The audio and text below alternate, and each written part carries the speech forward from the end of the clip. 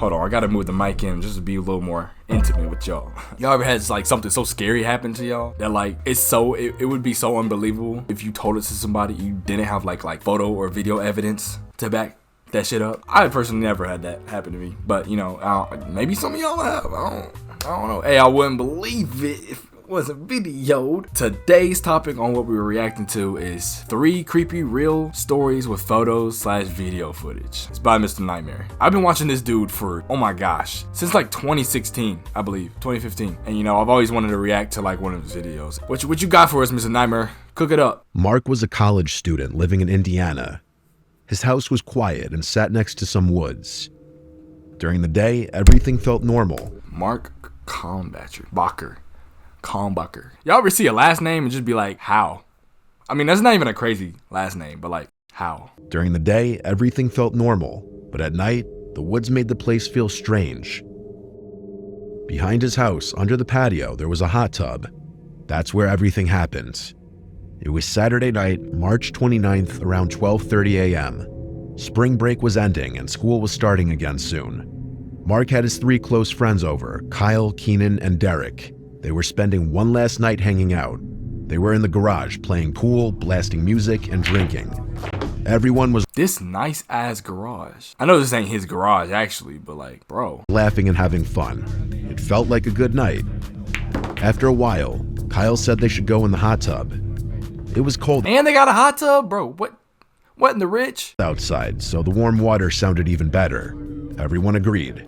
They got changed into swim trunks. Oh, this is actually, okay, so this is actually the photo. Grabbed their drinks and went into the hot tub. The warm water felt good as they talked, made jokes, and didn't pay attention to the time. Then they heard something. It was the sound of sticks breaking, like footsteps coming from the woods. It didn't sound like an animal, it sounded like a person. They all went quiet and looked around. Keenan tried to calm everyone down and said it was probably nothing. The others laughed, but it was more to stop feeling nervous. They turned the music up louder and tried to keep talking. They heard it over there. About 10 minutes later, a man walked out of the woods. He stepped into the light from the patio. He was wearing a long black coat, white sweatpants, and a gaming headset. His eyes were wide, and his face didn't show any feeling. Everyone jumped. They yelled at him and asked who he was and what he was doing. The man raised his hands and said his name was Seth. He said he was 33 years old and he heard them laughing and wanted to join. The guys just looked at each other, confused. Mark told him to leave, but he didn't listen. Instead, Seth took off his coat, then his shoes, and then his pants. Okay, that was the perfect pause. What the hell, Seth? What? He just took off everything. Basically, almost butt booty naked. I mean, you know, you're in a hot tub. Of course you gotta have that happen. But you don't know these people. And we don't know you. And third of all, he just came out of nowhere. I ain't gonna lie, I would not give him enough time to do all of this. Like, he's literally ready to jump in the hot tub. I'm not giving you that much time. Oh nah. They getting every angle of this dude. Look at his cheeks. Look at that booty cheeks. Boy, where the cheeks at? And why they look deflated, bruh? I don't want to do this no more. He was now in only his underwear. Then he got into the hot tub. That's disgusting. They let him get in the hot tub and shit. No one knew what to say. Mark pulled out his phone and started recording. Not for fun, but because the whole thing felt unreal. Yeah? This was the footage he captured.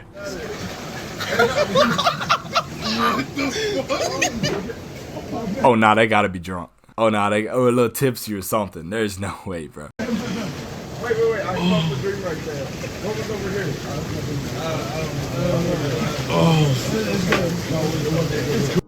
They started asking Seth questions, like where he came from and if he knew anyone there.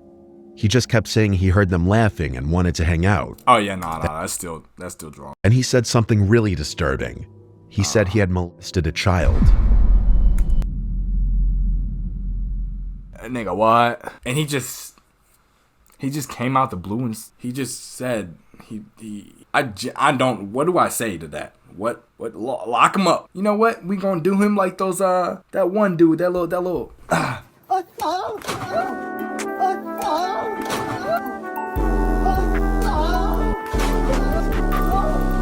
bro, how you just hop in my hot tub and say that and do that? But forget say, do that. That changed everything, obviously. Yeah. The guys jumped out of the hot tub and started yelling at him to leave. They pulled him out of the water. Seth didn't try to stop them. He just stood there, dripping wet and staring. Then he slowly walked back into the woods without saying anything. The group ran inside and locked all the doors. Some of them laughed nervously, trying to shake it off, but Mark and Kyle didn't feel okay. They felt like it wasn't over. About 15 minutes passed. Kyle said they should go back out to lock the hot tub. Mark said okay. So they got flashlights and stepped outside.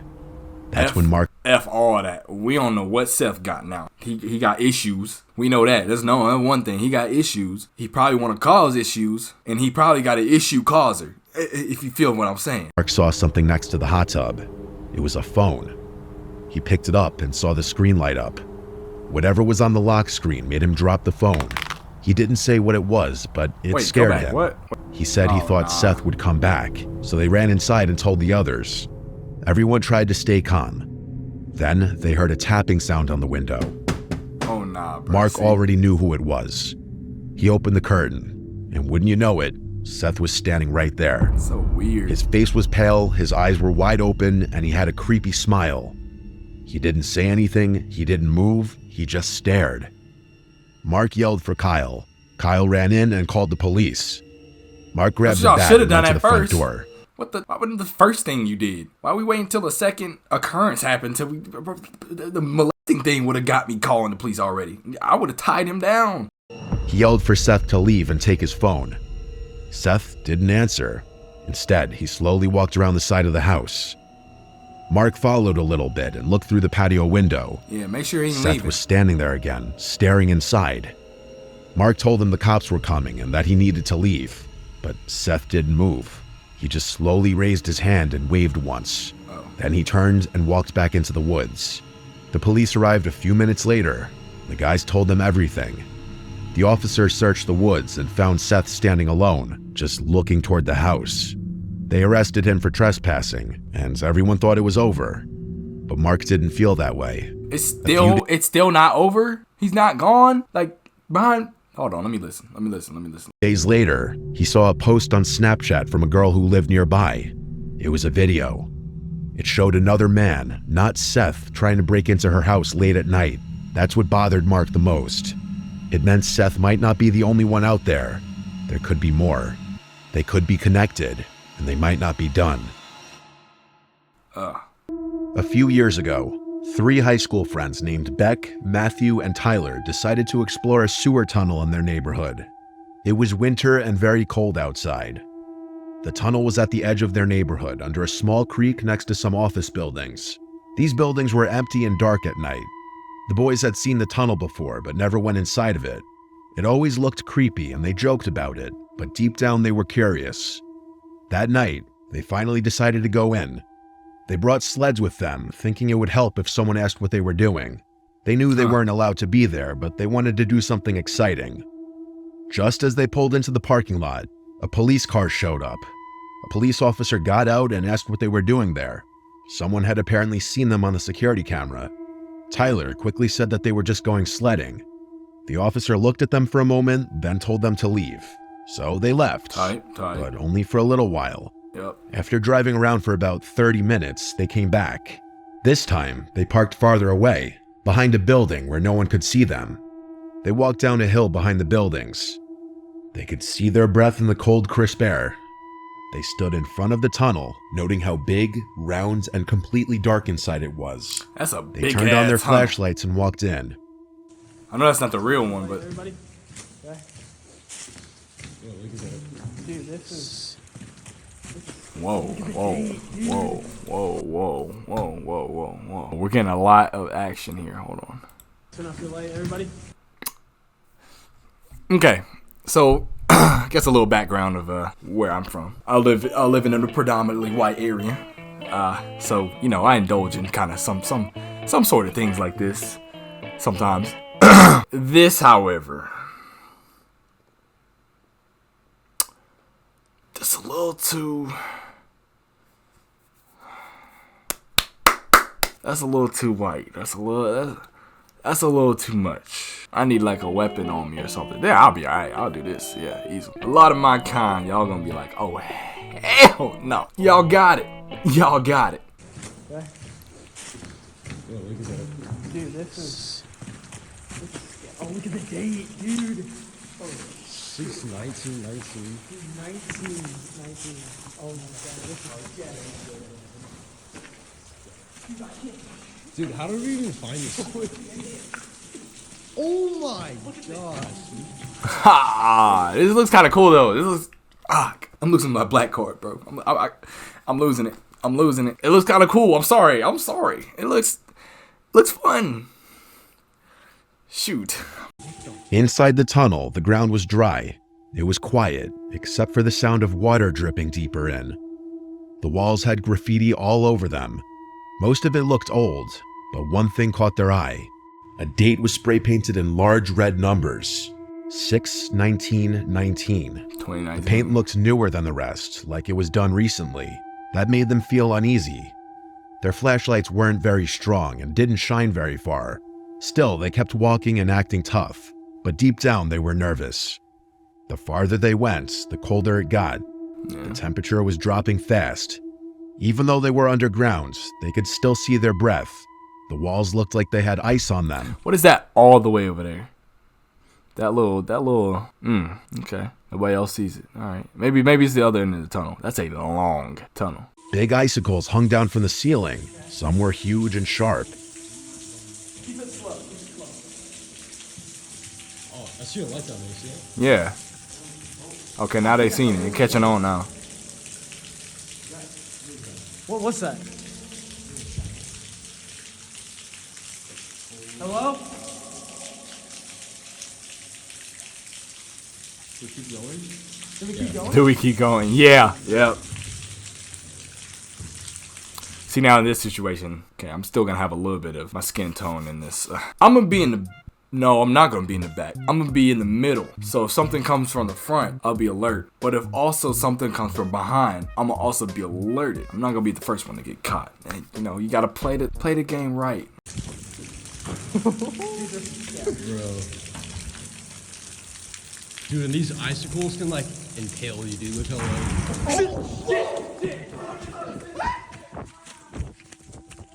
Suddenly, a loud cracking sound echoing from further down the tunnel sends the group fleeing in fear.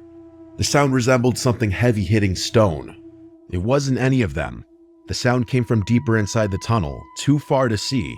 They tripped, slid, and bumped into each other as they rushed to get out. When they got outside, they were shaking and breathing hard. That's when Beck noticed his phone was missing. Oh my god. He had dropped it while they were running. Beck! This is what we don't do. And not only that, he dropped something valuable. It could have been, I almost said a hot pocket. Why are we carrying hot pockets? It could have been, let's just say a hot pocket, bro. It could have been your hot pocket. Maybe you was hungry. Maybe you just wanted to bring something. Come on, bro. Tyler and Matthew told him to forget about it.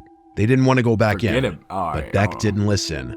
He grabbed his flashlight and Now I ain't gonna lie, low-key would have been Beck. Because I'm not finna just have some random Gooligan in the cave take my phone. Yeah, nah, that's not happening. That's when this goes away and this comes in play. That's when this goes away and this comes in play. All right, I'm getting my phone back. started walking toward the tunnel again. The others followed, but they didn't want to. The tunnel felt different this time. It felt even darker. Yep. The air felt heavy and strange, like something was wrong. Yep. Their flashlights didn't work as well. Still getting that phone though. And the silence was even worse than before. It felt like something was watching them. I feel like my pocket got like a little emptier over here. Like somewhere over here. Try it down. Matthew, go over here this way. No, just dude, that's when we fucking heard the noise. Shit, dude. Do I have to go back there? You're going first, bro. I know, yeah, we're not leading the way. Yeah, somebody else lead the way, please. No, it's your phone. At some point off camera, Beck found his phone. Afterwards, the group continued deeper into the tunnel investigating. They went deep. Oh, yeah. That's when they heard a sound. That rock. It must have hit like here or something. What was it? Do you remember A loud scream came from deeper in the tunnel. It echoed off the walls and felt like it was getting closer. They didn't wait. They turned and ran as fast as they could. This time, no one talked, no one looked back. They just ran. They got to the car, jumped in, and drove away without stopping. The car ride back was mostly silent. The three friends thought it was over when they all got home. They were ready to move on with their lives. But late that night, Beck's doorbell rang twice. This was at some off hour in the night.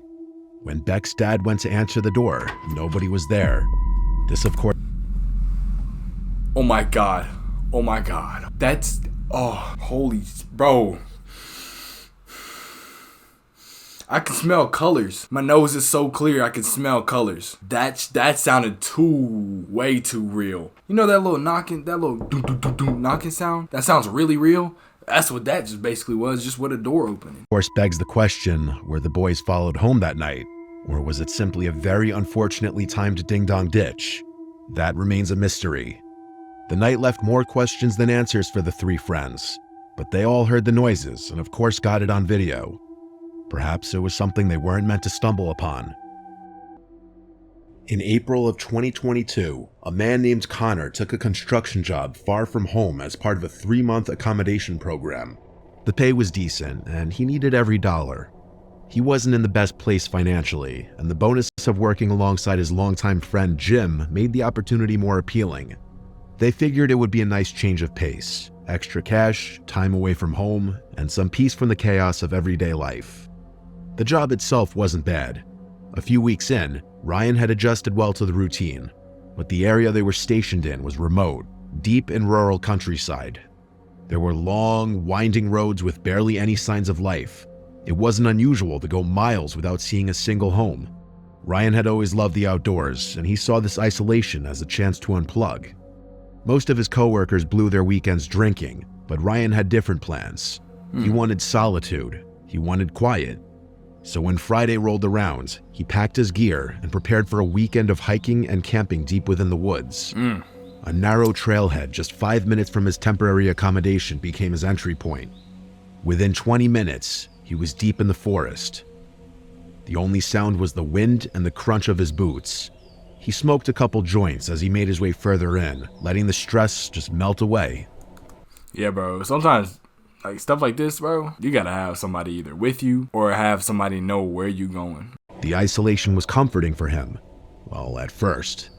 Around 7 p.m., the sun began to sink behind the treetops. Shadows stretched long across the trail.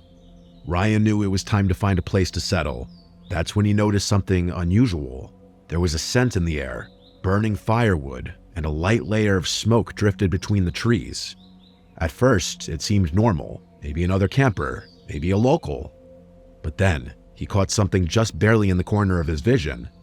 The faint orange glow of fire flickering through the trees. Curious and confident, Ryan left the trail and headed towards the source. He wasn't scared. He'd trained in combat sports during his teens and stayed in good shape. Still, something about this felt off to him. As he moved closer, he began to see strange metallic glints. Shopping carts, dozens of them. That's the real photo? What in even is this? What? Somebody would call this art. They were tied to trees with rope hanging from the branches.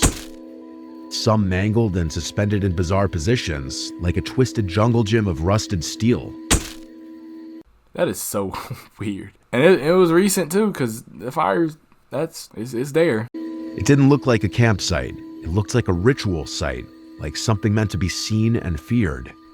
Who gonna fear this? I ain't gonna lie. Who's gonna fear? Oh my god. 3 shopping carts tied to trees. I'd be weirded out, cause what the shit is this? But other than that, I'm going about my day, cause why did somebody tie up 3 Family Dollar shopping carts? Ryan pulled out his phone and started snapping photos.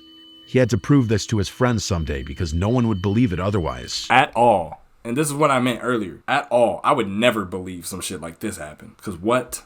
Then, something even stranger caught his eye. Oh gosh. Hung directly above the fire was a charred, old-fashioned duck ornament. What? Oh, okay. I couldn't tell at first. It didn't look like a duck at first. Sitting in the duck's back was a scorched baby doll. The thing was melted, its limbs warped from heat. Oh, I see it. Ryan took a photo of that too, but the longer he stared, the more disturbed he felt. His chest began to tighten. The fire was roaring, clearly tended to recently. There were water bottles scattered around. Someone had been there or currently was there, maybe still watching. He thought about turning around, thought about heading straight back to the trailhead, but something made him keep walking. He tried to convince himself it was nothing, just... Now it's getting a little more creepy, not gonna lie. Like, what is he's finding too much. some weird loner, maybe drunk, probably harmless. Still, he checked over his shoulder more than once. 20 minutes passed, and he'd put real distance between himself and that eerie camp. Yeah, but daylight was fading fast, and he needed firewood before it got too dark. Nah, bro, you need to get out. He veered off the trail again, this time to gather supplies.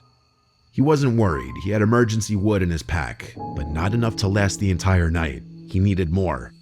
After about an hour of preparation, Ryan had... He need that emergency wood on him. Okay, y'all saw the stick I had? You still see it right now. That emergency wood. Everybody died. Had set up his tent and built a small fire. It was around 9 p.m. when he prepped a steak and potato meal in foil and nestled it in the glowing embers. My boy, that is a He smoked big another fire. joint to dull the anxiety, and for a while, everything seemed okay again. With his meal finished and the fire crackling, Ryan settled in for the night. He turned on a pre-downloaded playlist of true crime podcasts, oh, gosh. listening to cold That's gonna make your anxiety go right back up, bro. You just smoked for nothing. case files as the forest around him darkened. There was no signal out there, no distractions, just firelight and static-filled voices recounting unsolved murders. At some point, he drifted off to sleep, but it didn't That's just gonna give that dude motivation. Whoever's watching him right now. last. He woke up suddenly. The air inside his tent felt colder. The fire outside had dimmed. He checked his phone. 4 a.m. He didn't know what had woken him up until he heard it. Whistling.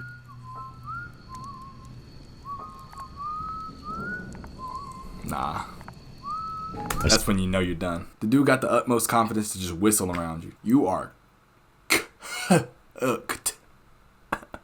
You're cooked, bro. Whistling like he wants you to know he's there. Slow, eerie tune carried through the trees surrounding his camp. He froze. His body wouldn't move. It was like something inside him had shut down. He lay motionless, listening as the sound crept closer. Then the whistling stopped. What followed was worse. Soft footsteps, fast, light, and quiet, circling his tent. He couldn't see them, but he could hear them crunching twigs and shifting leaves. His heart pounded in his throat. Then, without thinking, his body finally snapped into motion. He jumped up, threw on his boots, and burst out of the tent. What made it worse, what twisted the fear into something primal, was that the footsteps had come from the direction he had entered the trail. The way back to safety was now blocked. He had no choice but to run deeper into the forest. He sprinted as fast as he could, crashing through brush and low branches. But behind him, he could hear more footsteps, multiple, and they weren't in sync. The sounds overlapped, too fast and scattered to just be one person. There were two of them, maybe more. For 5 straight minutes, he ran until his lungs burned and his legs begged for rest. And you better keep running he even found a after. dense cluster of trees and dove into the underbrush, burying himself in leaves and tangled roots. Yeah, that's smart though. He didn't move. He barely breathed. The footsteps faded, distant now, but he didn't dare come out. Nah, bro. He waited, still and silent in the dark. Eventually, he knew he had to move. He crawled through the forest with branches cutting into his arms and legs. I wouldn't even feel safe with moving until like daylight came up. But what if the dudes faked, like they didn't just see you dive into the brush and it made it seem like they're gone and then just came, nah, bro, it just came up out of nowhere. Bro, you should have known, like after seeing that creepy stuff, to not spend the night. Every step was slow and careful. Yeah. When the trees finally began to thin, he broke into one final sprint. He recognized the trailhead, the way out, and he ran without stopping. No one followed him after that. Good. The forest was quiet, but the damage was done. He got back to his accommodation and immediately reported the incident to the police. They took his statement and promised to investigate, but he never heard anything back. To this day, Ryan believes the people who chased him were the same ones who built that bizarre shrine of carts and dolls. Had to been, What they were doing out there and what they wanted, he doesn't know. But it was more than just a creepy encounter. To him, it felt ritualistic, cult-like. He finished his contract and returned home.